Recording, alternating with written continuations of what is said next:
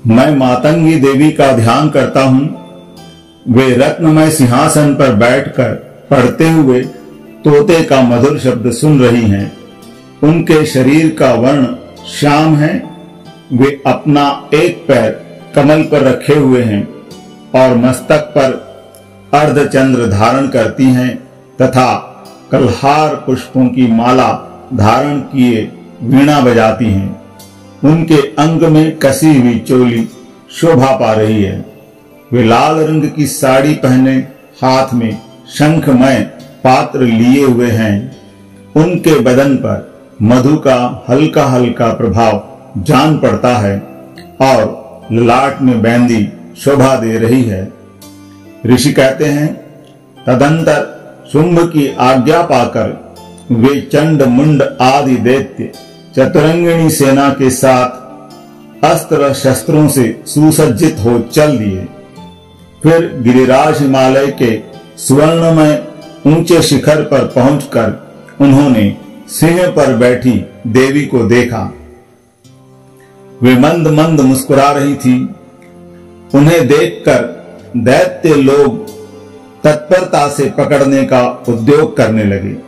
किसी ने धनुष तान लिया, किसी ने तलवार संभाली और कुछ लोग देवी के पास आकर खड़े हो गए।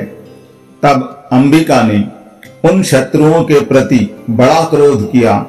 उस समय क्रोध के कारण उनका मुख काला पड़ गया, ललाट में भौहें टेढ़ी हो गई और वहां से तुरंत विकराल मुखी काली प्रकट हुई, जो तलवार और पाश लिए हुए थी।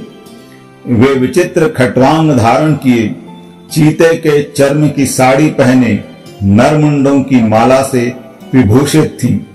उनके शरीर का मांस सूख गया था, केवल हड्डियों का ढांचा था, जिससे वे अत्यंत भयंकर जान पड़ती थीं। उनका मुख बहुत विशाल था। जीभ लपलपाने के कारण वे और भी डरावनी प्रतीत होती थीं। उनकी आंखें भीतर को धसी हुई और कुछ लाल थीं। वे अपनी भयंकर गर्जना से संपूर्ण दिशाओं को गुंजा रही थी।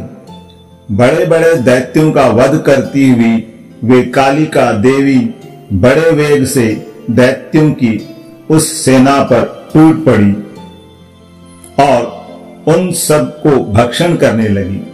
वे पार्श्व रक्षकों, अंकुशधारी महावतों, योद्धाओं और घंटा सहित कितने ही हाथियों को एक ही हाथ से पकड़कर मुंह में डाल लेती थीं।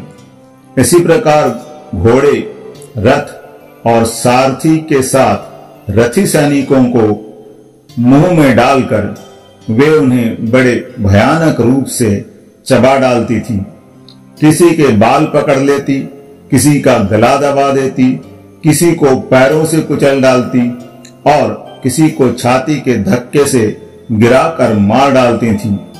वे असुरों के छोड़े हुए बड़े बड़े अस्त्र शस्त्र मुंह से पकड़ लेती और रोष में भरकर उनको दांतों से पीस डालती थी।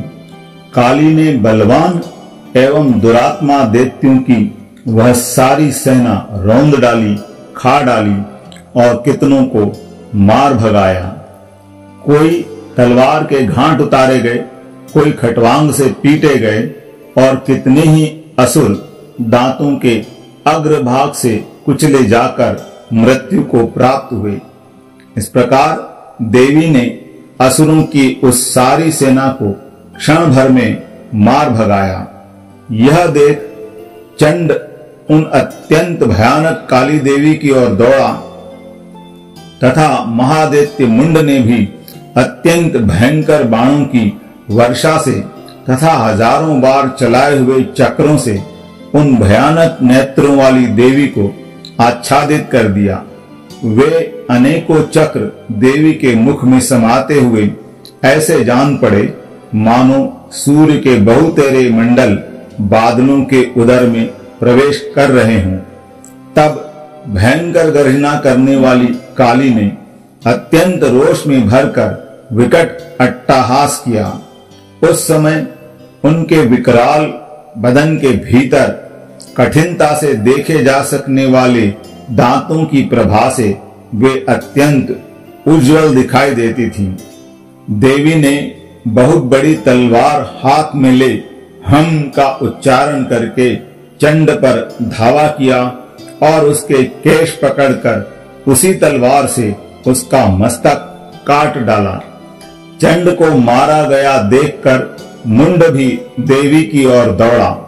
तब देवी ने रोष में भरकर उसे भी तलवार से घायल करके धरती पर सुला दिया।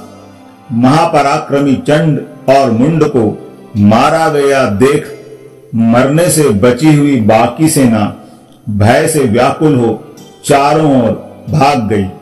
तदंतर काली ने चंड और मुंड का मस्तक हाथ में ले चंडिका के पास जाकर प्रचंड अट्टहास करते हुए कहा, देवी, मैंने चंड और मुंड नामक इन दो महापशुओं को तुम्हें भेंट किया है।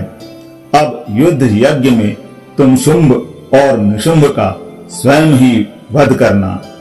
ऋषि कहते हैं, वहां लाए हुए उन चंड मुंड नामक महादैत्यों को देखकर कल्याणमयी चंडी ने काली से मधुर वाणी में कहा, देवी, तुम चंड और मुंड को लेकर मेरे पास आई हो, इसलिए संसार में चामुंडा के नाम से तुम्हारी ख्याति होगी।